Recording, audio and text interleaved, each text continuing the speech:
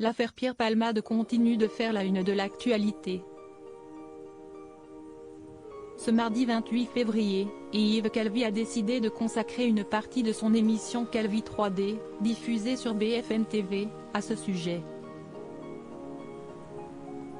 Alors que plusieurs intervenants étaient présents autour de lui en plateau, le journaliste a voulu en savoir plus sur l'état d'esprit de la famille via Cécile Olivier, chef du service police-justice de la chaîne, qui serait en lien avec les proches des victimes. Ils sont psychologiquement très touchés et aussi très inquiets pour l'avenir, a-t-elle fait savoir en préambule.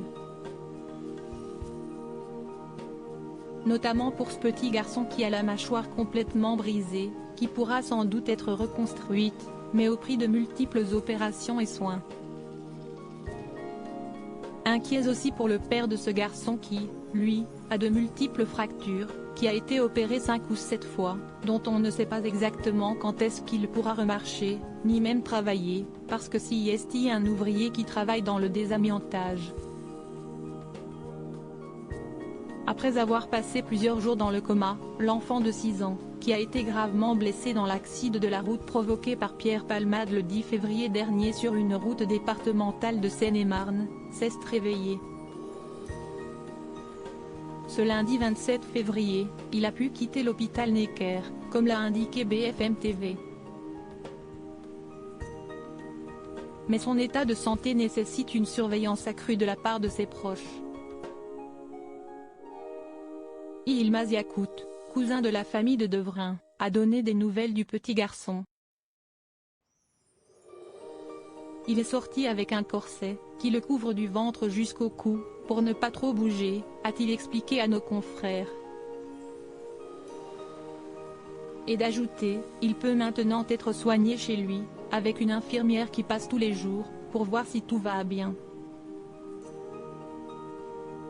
Pour Yılmaz, le retour de Devrin auprès des siens est une bonne nouvelle, mais il lui faudra du temps pour se remettre de ce drame. Supérieur à Pierre Palmade, Muriel Robin, Michel Larocque, Véronique Sanson.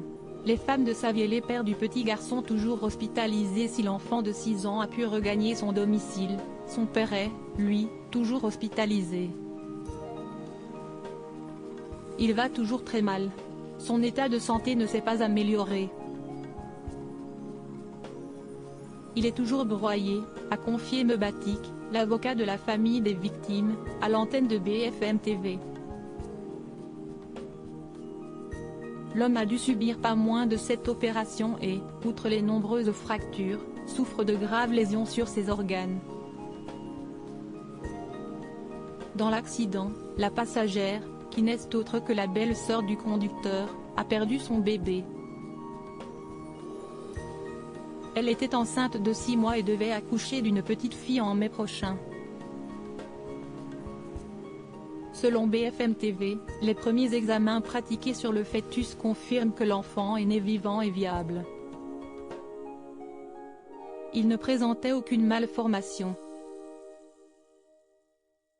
Le procureur de Melun a demandé des analyses complémentaires, dont un examen anatomopathologique et une expertise de synthèse. Si les résultats viennent confirmer le fait que le bébé est né vivant, le chef d'homicide involontaire, dont est accusé Pierre Palmade, pourrait être maintenu. Crédit photo, Best Image.